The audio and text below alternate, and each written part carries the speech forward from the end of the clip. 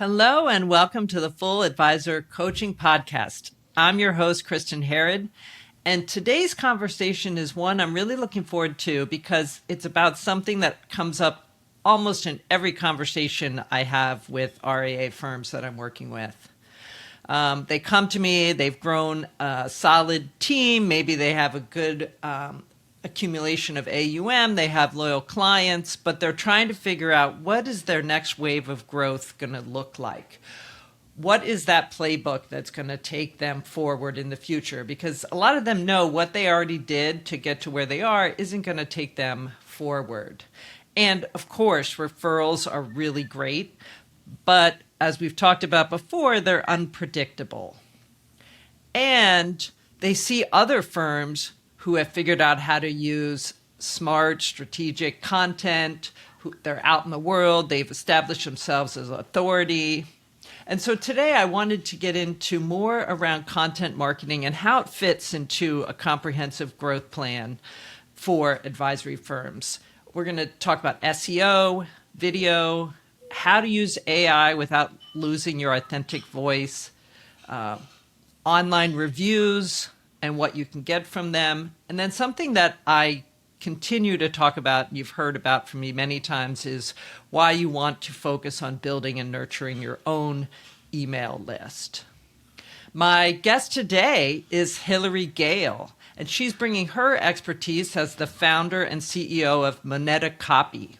And Moneta Copy is a boutique content marketing agency that's focused on financial service professionals.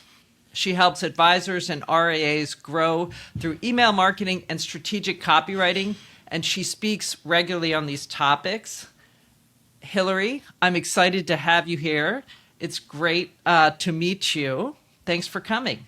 I'm so excited to be here, Kristen. Thank you for having me. Yes, and for listeners, I heard Hillary on Derek Pollard's 10-minute marketing makeover. If you haven't attended one of those, they're on, I believe, Thursdays on LinkedIn. And he had Hillary on, and she was talking about building an email list. And I was like, oh, I got to have her on the podcast. So I'm excited we could make it happen. And yeah, tell us a little bit about how you got into the copywriting business. What made you really look at financial services and say, yeah, there's a gap that I can help fill there? Well, it's funny. My background is actually as a writing teacher. So I taught Oh, how college about that? writing. Yes, I taught college writing for about 5 years before I started my business, Moneta Copy. And I was Oh, realizing as I was teaching, I was really teaching these students how to adapt their writing for different audiences, how writing changes across different genres, things like that. And it was really making me realize that this is what writing for businesses is. It's important to know who your audience is. It's important to be able to adapt to your different marketing platforms. So that's how I kind of found myself in this world of marketing. And wow.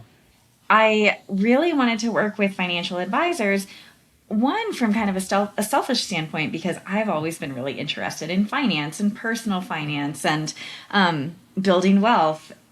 My dad is a CPA, and so Oh, great. I got to see kind of, the relationships that he built with clients over the course of his career.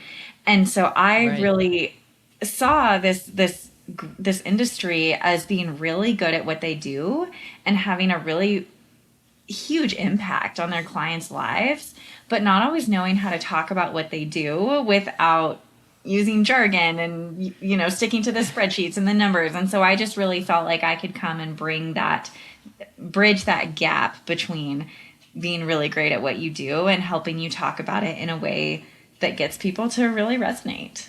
Right. I think that's an amazing skill to have, and one that I do see that gap in the marketplace frequently. And it is so helpful when we can bring in a voice that brings the complex topics down into very simple, applicable ideas that a potential client can read and go, oh, yeah, I have that problem. Right. That I need help with that. And I'll say I think that was one reason I got into personal finance too many decades ago, was because I just thought the content itself is so fascinating and Yeah. rich. And like to learn about it is so interesting, all the facets of it. And it's, it affects everyone in the world. So it's definitely a topic that there's never a never ending learning curve and lots of growth and possibility there. So if you're very growth minded, it's a fun industry to be a part of. Right. I mean, I love what you said. It touches everyone in the world. And I also think it touches every aspect of our lives too. I mean, if we don't have our finances under control, that touches mental health. It just touches everything. So it's such an Oh, important topic for people. I know, and it people when I know when people ask me about what I do, and I'm talking about being in the industry. Sometimes there's a little bit of a, oh, that is that boring, and I'm like, no, it's so interesting. Um, I just read Morgan Housel's new book too, The Art of Spending Money. So Oh, it's kind of, he wrote The Psychology of Money, which was, I believe, more about saving and building. But I just read The Art of Spending Money, which is more applicable to my almost empty nester stage of life. But it was really fascinating, and he too is talking about how much he loves to learn about personal finance. So, I uh, just finished listening to The Psychology of Money a couple weeks ago. So oh, that's so funny. good, good. I have not read The Art of Spending Money, but I'll add it to my list.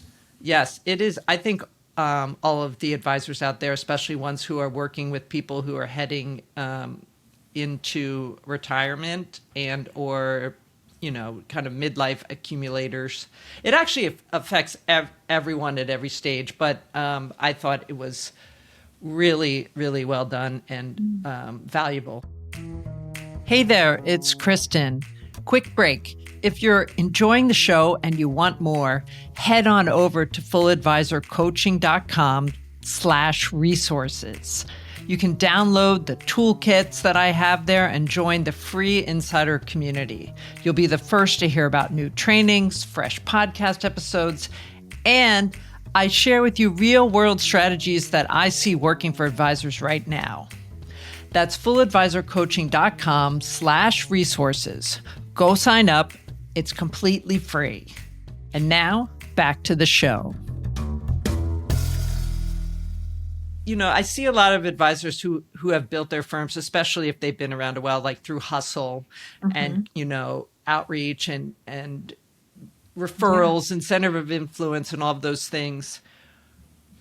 When you're looking at helping advisors think about content, Mhm. where do you see that RIAs are leaving the most opportunity on the table? Like, what do you see them missing? Oh, that's a big question.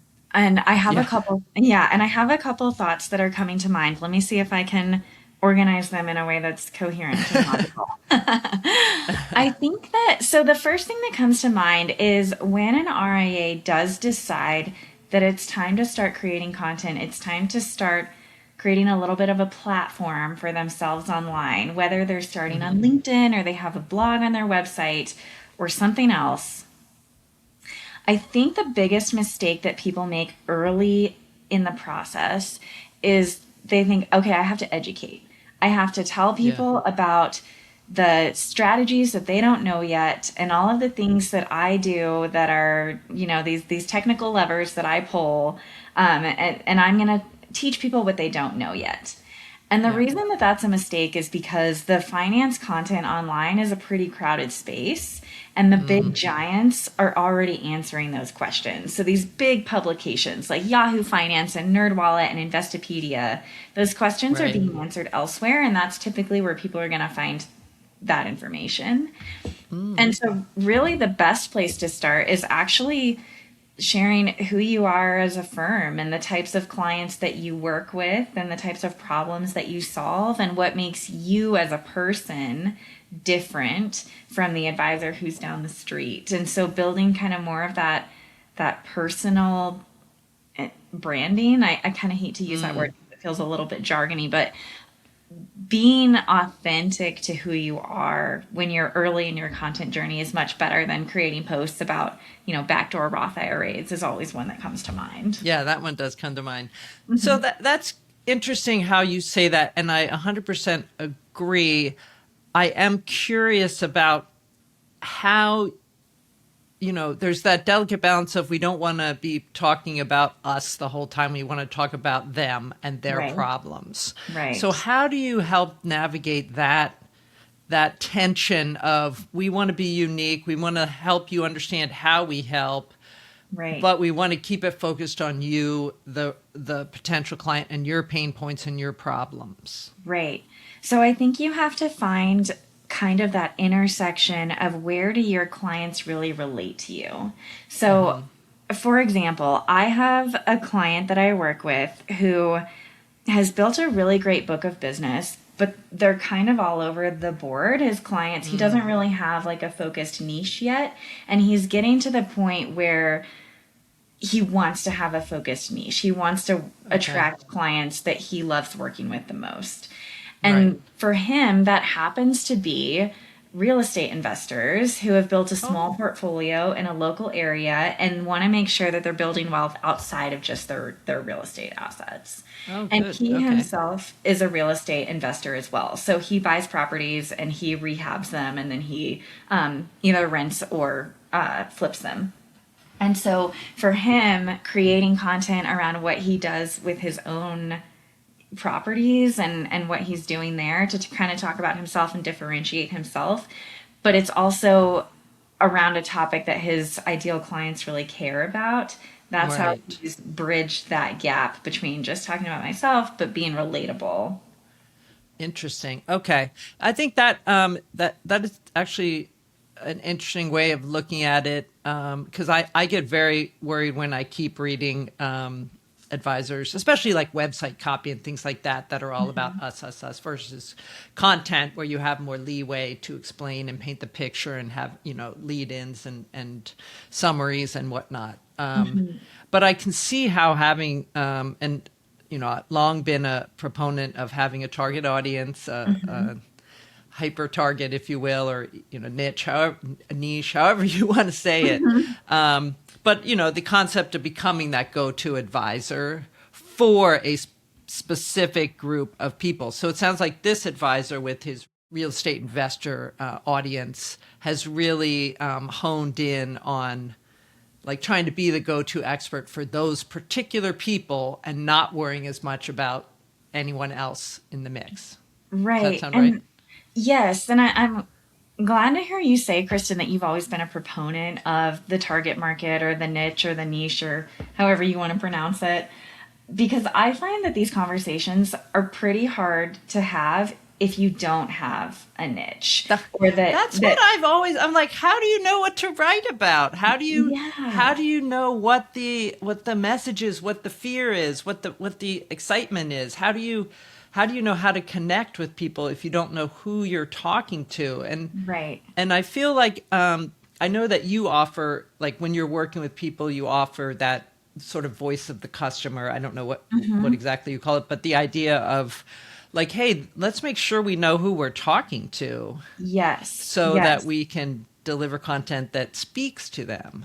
Right. Right. And I think it can be kind of a messy process, I think, when you're first building your book of business. But once you have that foundation there and you have some referrals coming in and you have, if you were doing cold calling or if you were getting leads from something like Smart Asset or Smart Vestor or whatever it is, when you're ready to move beyond that, I think that's when you're ready to really start niching down. And so, I mean, the process that I think is the most useful is to look at your top 5 to 10 favorite clients and figure out what's the commonality between these folks. Why do they love working with me? Why do I love working with them? And then can we figure out how to speak to more people like them? Right. And I like to do another layer on that of like who are my 5 to 10 favorite clients, and then look at who are my 5 to 10 best clients, like most valuable, and then overlay and kind of do that Venn Yeah. diagram. A lot of times they're the same people, Yeah. but not always. And so sometimes it's like, oh, interesting, And so I love when you have people, you're like, hey, who are your last five, even your last five clients who came in, did they fit that? Are is that who you want to keep bringing in? And where did they come from? And all those different things. Now, what about one of the, I work with multi-advisor teams. So I'll do business development coaching for teams of people. And so they may within the firm, like if it's especially a larger firm, have different specialties. And this comes Yes. up all the time. How do you recommend structuring a content strategy at the firm level that helps serve the individuals in their efforts, knowing that there's Right. what we could get into, like the corporate brand and that overall messaging, but how do you help in Yeah. that realm? Yeah, I think there are different ways to do it. I've seen some that I think are really successful. So I'll just kind of give an example. So I think what you have to do is you have to figure out the umbrella first. What is the philosophy of the whole firm, right? Right.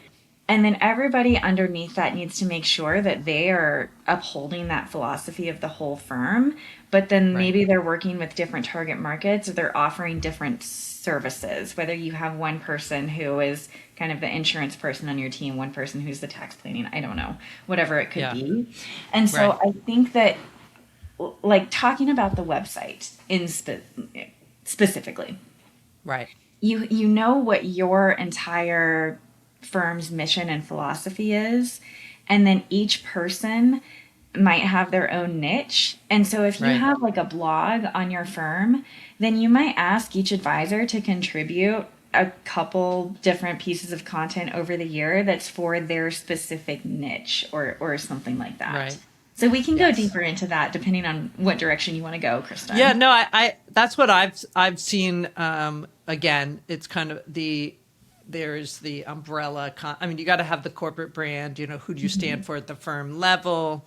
And I think without that locked in and that messaging and positioning, it's hard to again develop content that speaks to different people. And even there among the target audiences that may differ, there is likely a commonality at a very high level, Right. even if it's like regional or wealth levels or something at a high swath. And then it's like kind of how do we marry the values and process and service offerings of the firm Right.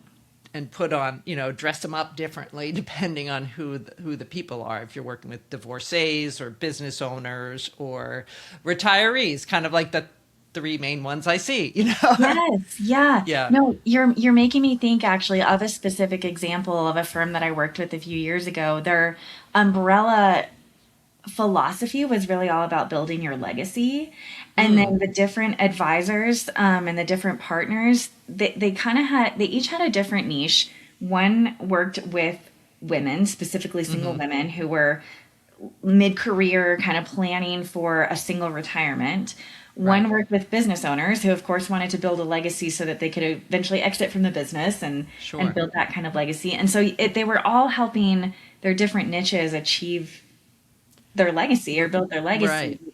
but they were Right. talking about it to different audiences in different ways. Right. Right. So I think it's important, or what I've seen is helpful, is to try to extract those commonalities and then, as Right. you said, like really get into the voice of the target audience and help the advisor speak of what makes them unique to that Right. particular audience and how do we convey that. I Right. find that to be a fun challenge, but Yeah. one that is difficult. Sometimes it's difficult to get the advice. When you say to have the advisors contribute, that sounds great, but it doesn't always happen. So is that something Yeah. that you can help with? Like when people, if they're like, yes, we want to have each advisor contribute 3 articles a year, which is, yeah, I completely am behind that strategy. And that's one I'd often present, be like, okay, either you're writing it or someone's writing it. How are we Right. doing this? Right. So is that something that you would help with in your service? Yes, that's something that we did with these advisors is we would work with each advisor kind of individually, knowing Right. the brand's, comprehensive strategy, I suppose. And then we would actually write the content.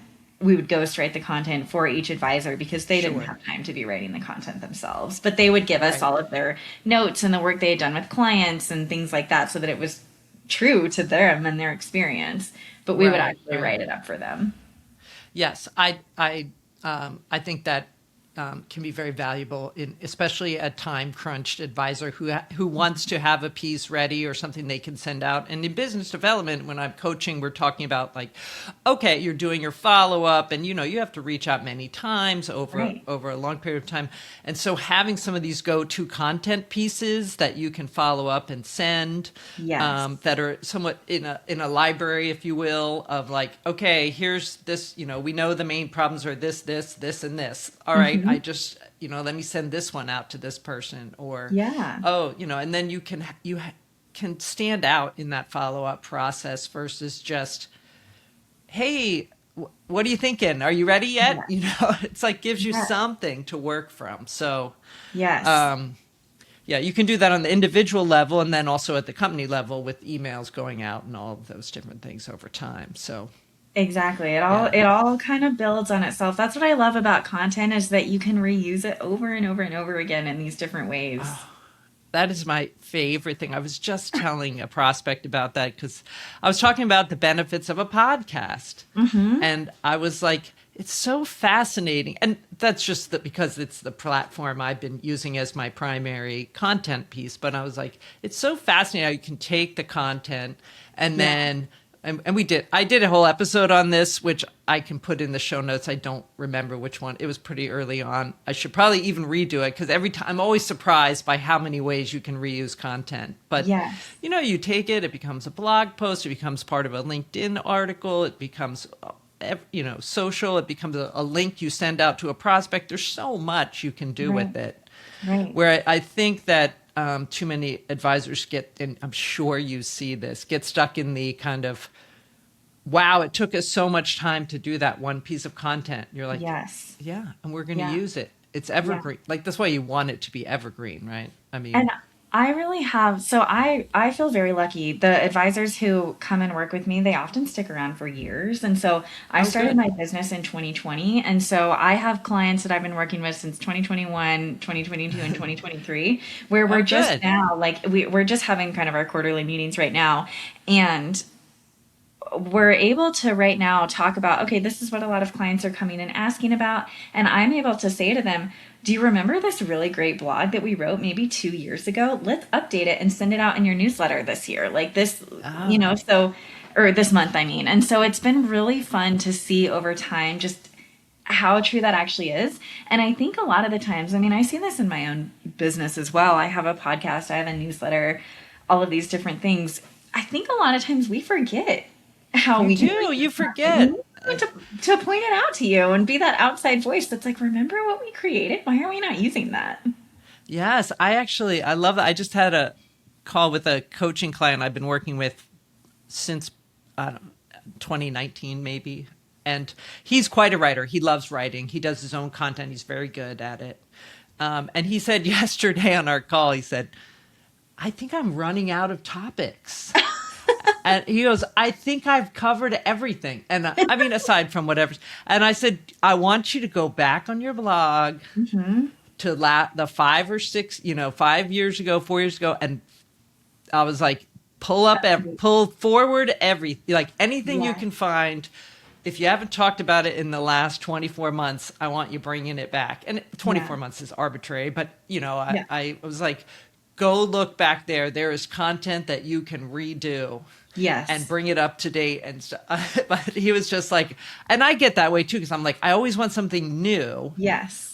And then you go, wait, let me go back. How many times have I said you need to have a niche? I'm like, Right. okay, so Right. let me, you have to go back and be like, all right, what's a different way you can approach this topic? Or what's Yeah. another medium I could use for this? Or I think that's part of the fun of the whole thing. And one of the best pieces of advice that I ever heard, because I think sometimes we get in our heads and we say, are people going to get tired of me talking about this topic? Like, am I just Uh-huh. beating a dead horse? And the truth is, they're not paying that much attention to you. They are not, so I it's actually good to have five core topics that you just kind of talk about over and over again, maybe in different ways sometimes that you repurpose. People are not gonna look at your content and say like, wow, why doesn't she have any better ideas?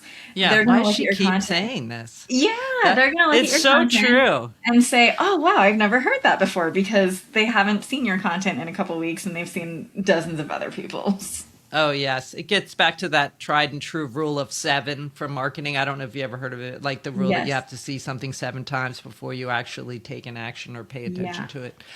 I actually, when I'm listening to podcasts of like, people talking about productivity or life coaching podcasts, all of the big coachy podcasts, I notice that about people. I'm like, wow, they just repeat their like key messages, which I'm paying attention to as a professional, watching how they do it. They do as Right. well as the content, but I Right. find it fascinating. I'm like, yeah, they have no problem Right. repeating and coming back to them. They have huge follow, authors, various things. They're going to keep repeating the themes from their book, Right. and it's fascinating to see. You know who comes to mind that I think a lot of people are familiar with is Donald Miller and building a story Of brand. course. I mean, Yes. it's the simplest concept. He's just taking the hero's journey story I know. framework and he's been talking about it for years and years and Yeah. years. And it's so successful and it's so true. I mean, he's just I a keep master going class. back. I go back to it all the time. Be like, okay, I so how did he say? Okay, what Yep. is it we need to get past? Okay, and you're Yes. like, how many times do I need to hear it? But yet, you go back. I agree. Okay, Yeah. well, we did promise a lot in this episode and got a little digression there. All right, let's assume we have some content. I know one of the big things people talk to me about, and they call it, like when we talk about marketing, that pesky SEO question comes up. How do I think about SEO? Hmm. What do I have to do? Am I supposed to write my content for SEO? And then what do I have to do for AEO? Yeah. So, how do you fold that into the work you're doing for advisors and firms? Yeah. So, basically what I have learned, and I know we don't have time to like get too into the weeds, what I have learned is that the SEO basics pretty much stay the same. Like keep doing what you're doing with SEO, and then you can add on top of that a few things that really help your content be discovered by these answer engines like ChatGPT or AI overviews from Google. And it Mm, really has to do with how you're structuring your content on the back end. So when you're posting content, if you have a web developer or you have a content person, or if you're doing it yourself, you can Google schema markup for your web hosting platform, which is like okay, Squarespace or Wix or something that's like that. helpful. So Okay, you can schema figure out how markup. to do that. Yeah, so that you can, on the back end, you can make sure your content is structured correctly so that Hmm. AI can actually read it and parse it and return it in results. And I actually love this for advisors because advisors, when they have a really specific niche, people are finding them through ChatGPT. So, one example that I heard from an advisor who has had leads come in and say, "Oh, ChatGPT recommended you," is because he's an advisor for military and military spouses and veterans. And so they go into ChatGPT and they're like, "Can you please recommend a financial advisor who works specifically with military?" And so he gets Right. recommended because he has all this great content out there about the work, the financial planning and wealth management he does for military families. Oh, that's So great. That's a great example. I think it's really great for advisors who have a niche. It's worth kind of learning about AEO and SEO. Brian Thorpe of Wealth Tender, are you familiar Oh, with yes. him? He Of has course. I'm going to give a plug and tell you he was on episode 35, everyone, how to leverage online reviews. So don't overlook that as we're talking about that here.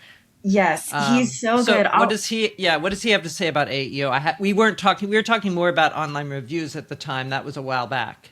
Yes, he has written a great article with that's really actionable about what advisors can Oh, do to have, I'm going to call it good AEO hygiene, really. Like their content is optimized for answer engines. And okay. honestly, and I love to bring him up because honestly, having reviews is also good for AEO because when when ChatGPT is recommending somebody, they want to Mm-hmm. make sure they're recommending somebody that their user is going to appreciate. And so they take reviews into account. So having your client Interesting. reviews and testimonials that are published, whether it's through a platform like Wealth Tender or something else, is Right. actually also a really important part of AEO, which is why Brian has written articles about it. So I can send you the link to that article if you Yeah, want we'll to. put that in the show notes for sure. I think that'll be really useful. And I know, reviews are obviously helpful for social proof. And when people come to your site or they're looking you up on Google or something, it comes up. But I too don't want people to overlook that as an option. So it's good to hear that you're encouraging people to build that into their plan as well. Yeah, I Yeah. think that if you're an SEC registered RIA or if you're in a state that allows you to use client testimonials, I think it's a must have in 2026. I really do. Yes. And this kind of overlaps with another question I wanted to talk to you about, which is video and using video as content versus the written word. Before we get into your own, like the advisor's own content on that, one thing where I've seen testimonials work really well, or these aren't, they're reviews, but they're not reviews from a third party. But I've seen video work really well as testimonial of clients coming in and sharing their story. So that's something I like to encourage when possible. I But mean, there is nothing better than having a happy client come on and talk about how great you are. I mean, the I know social it's proof so there is true. just unreal. And when you can see a face, I mean, I always love when people have reviews on their website, if they're written reviews, to have that person's headshot right next to them. Oh, I think yeah, it just that's good. it brings the credibility level up there. It's not just a name or initials that could be made up, you know? Um, Right, and of course, I mean, it could still be made up, but it just adds that extra level of credibility. And so when you have someone on right. video, the instant trust that is built there, there's just no better way to build trust, I think, than to have somebody on video talking about how much they love you. Oh, yeah, I agree. I've seen that done really well.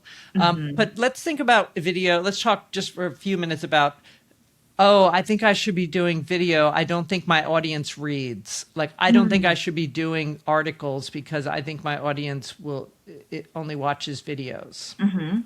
What what say you on that? It's a really good question.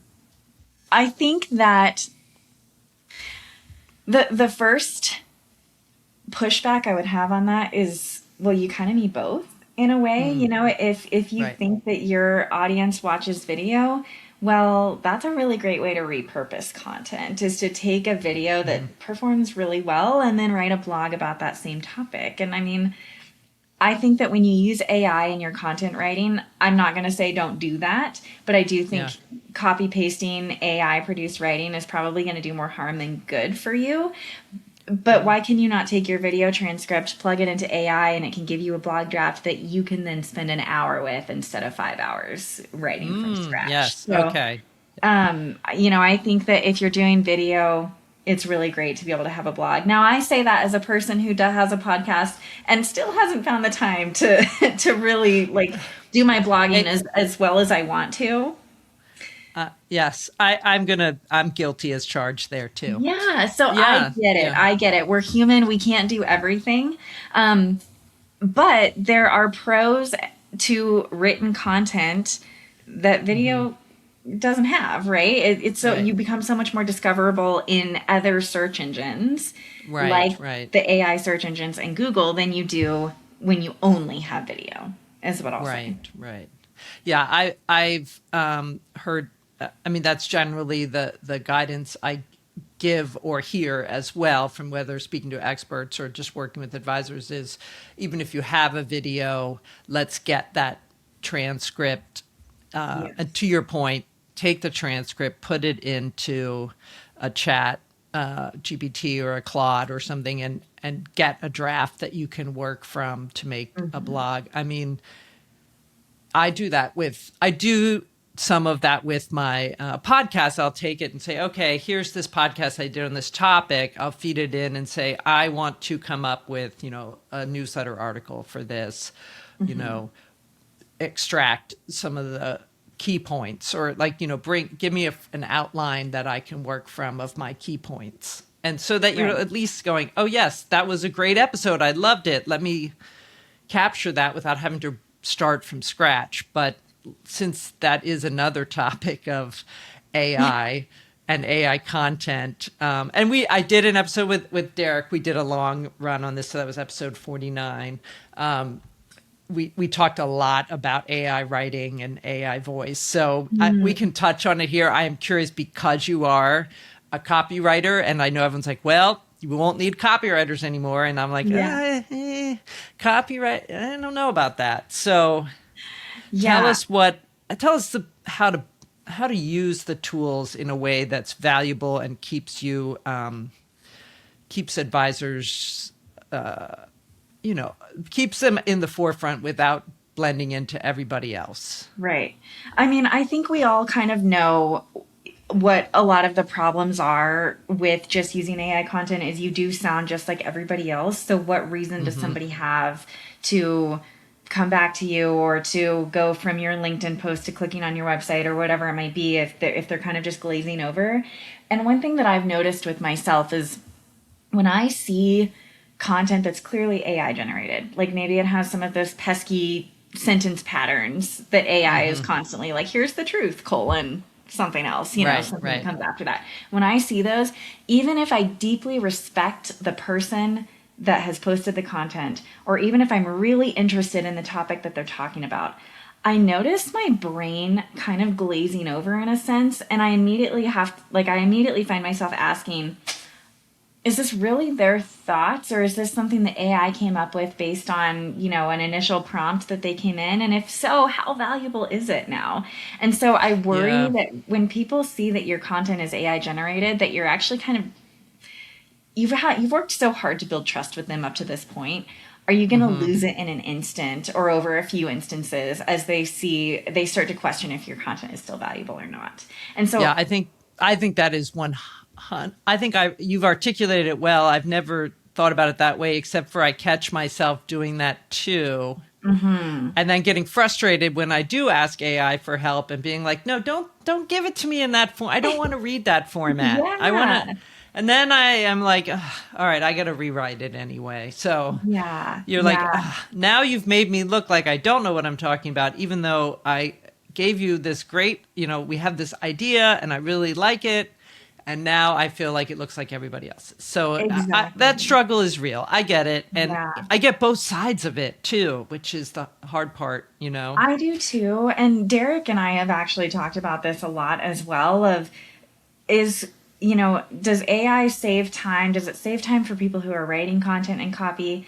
I actually don't think it does. I actually think what AI does for me as a person who writes all day, every day, is I have chronic writer's block. Like I get very, my palms I start to bet. sweat when I I see bet. like a blank Google Doc in front of me. Yeah.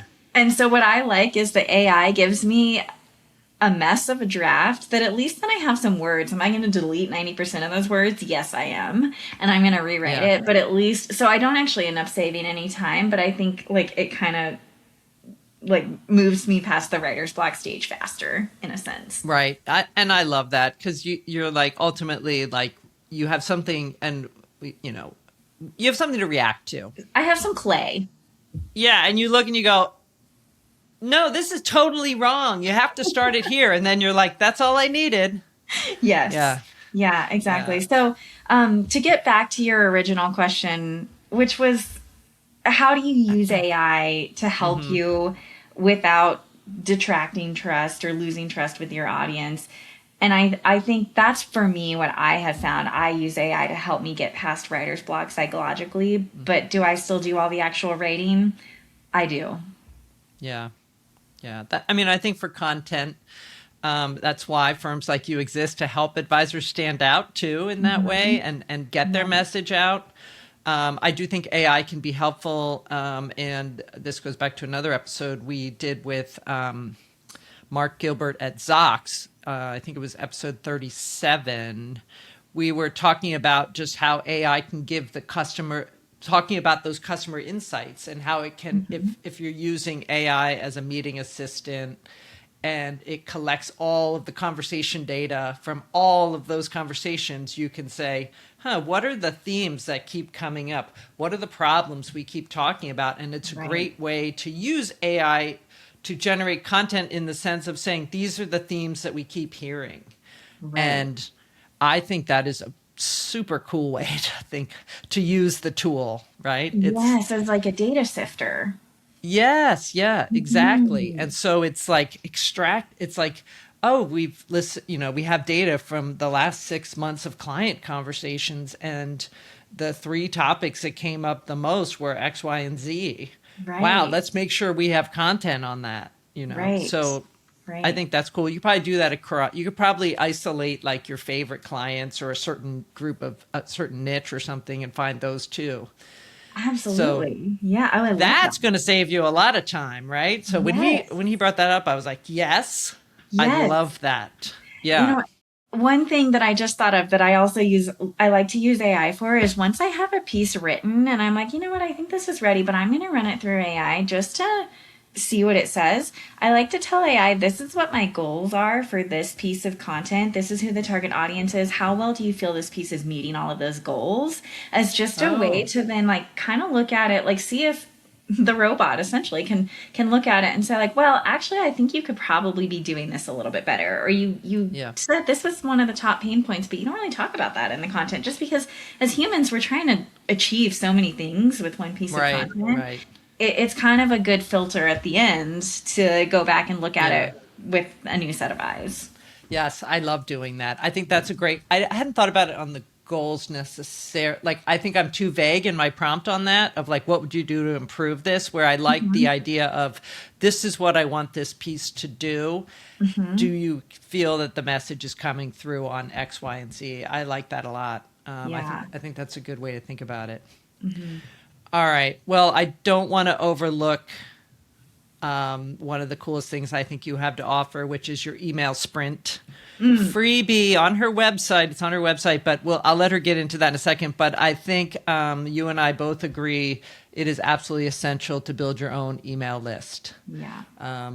And nurture that list and stay in front of those prospects, especially in a service-based Mm-hmm. business like financial advising. So, Yeah. speak just a little bit about marketing lists and email marketing. Like, just what are your points of view on that, and how do you help people in that arena?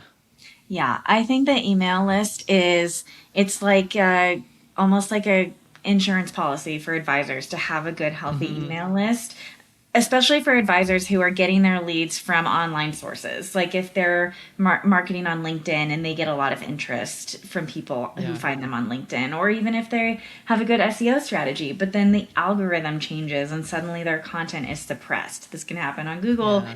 this can happen on LinkedIn. I worked with an advisor last year who has 40,000 followers on LinkedIn. He gets so many discovery calls from people who find Wow. him on LinkedIn, but he has this tiny email list. And he said himself, he was like, I know that's a liability for my business because if LinkedIn Right. suddenly goes down or whatever happens, Right. where am I going to get leads from? So having those people in a place where they have said, yes, they want to hear from you more often. Whenever you send an email, your name is showing up in their inbox, even if they don't open it. That's good Right. for you. Right. Having this email list is such an important part of the journey that I think gets overlooked a lot of times because it's not quite as sexy as having 40,000 followers on LinkedIn, right? So, Right, right. Exactly, exactly. And then yeah, everyone thinks, well, nobody's going to sign up for my free download in right. exchange for their name and email address. Well, make it really good then. Make Make it it really something that's good. compelling and interesting. Yeah. Your value proposition on yours was, I forget now, but it was about, building my list quickly with like Yeah. short little things I could do. And it was a sprint. Yes. And I could Yeah. do it really quickly with one email over X number of days. And I was like, Yes. yes. Yes. And I opened most of them, not all of them, but I was like, oh, this is interesting. Oh, I can do that one little thing. Ah, Yeah. yes, because I think there's always a way to grow or learn or do something differently. And Yeah. I think that was, it's just a really valuable tool. So let us know, where can advisors find that, just so we don't forget to put that in there. So let me look up the URL. You can go to my LinkedIn profile, and on my profile, there's a link that says grow your email list in 7 days, I think. If you click that, it's monetacopy.com/email sprint is where you can sign up. And I'll just give a little Okay. teaser. So the first day is this is a trick that my dear friend Manda Shevchik taught me. She's worth a follow on LinkedIn. She has Okay. great insights for advisors and their websites. Okay. Is add a question to your scheduler. So if you use Calendly and you have people say like, please add any notes that will be helpful for our meeting, add a question. Do you want to subscribe to my newsletter? Yes, no, thank you, or I'm already subscribed. And then so many people, I mean, I have like 70% of people that book meetings with me click yes. And so then I just add them to my email list. And it's a really easy way for people to say like, yes, I would like to be in touch with you more often. And that grows your email list pretty quickly over a year or so. You get a lot of new people added. Right. Oh, that's a great idea. And I think most people are using a tool like Calendly or OneHub or one of those now. So I think it's Right. super easy to add that right in. Right. So That's really great. every day after that just has little tips like that aren't super. You don't have to go create a whole new lead magnet, but just little places where you can get people into your list who want to hear from you more often. Yes, absolutely. It's really strong. So I encourage everyone to take a look at that.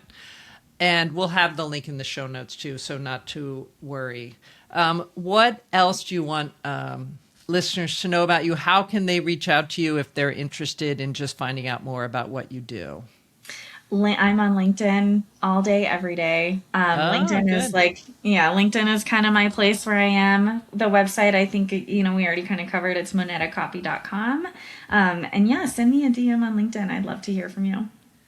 Oh, great. This has been a really fun conversation. And I'm really excited that you could come today and tackle a lot of these content concepts with us. And for advisors who are listening, I invite you, if you're in a firm where you've been really wanting to do content or you've been wanting your firm leadership to get on the content wagon, which is, after you've, as Hillary said, you've reached a certain level and you need to look at that next stage of growth, or what I like to call the version 2.0, and content's part of that strategy. Then send them a link to this episode, have them listen. I can't imagine after they hear what Hillary says, they're not on board with why we need to be thinking about content. And if you're looking at, how you might want to develop your business development strategy and fold content into that mix and where it fits, and how your advisors can up their game as well, feel free to reach out to me at fulladvisorcoaching.com. You can request a call in the upper right-hand corner. And with that, I just want to say thank you, Hillary, for joining me today. And I look forward to crossing paths with you again soon, probably on LinkedIn. Thank you so much for having me, Kristen. It was great. Absolutely. And to everyone listening, thank you so much for your support, for your follow, and I invite you to go out and make it a great day. Thank you for tuning in to Full Advisor Coaching, the podcast. If you enjoyed today's episode, please hit the follow button so you'll never miss an episode. To learn more about how you can become a part of the Full Advisor community, visit fulladvisorcoaching.com. Remember, stay connected and get notified as soon as brand new episodes release. Click the follow button now. The content has been made available for informational and educational purposes only. The information covered and posted represents the views and opinions of the guest and does not necessarily represent the views or opinions of Kristen Harrod or Full Advisor Coaching.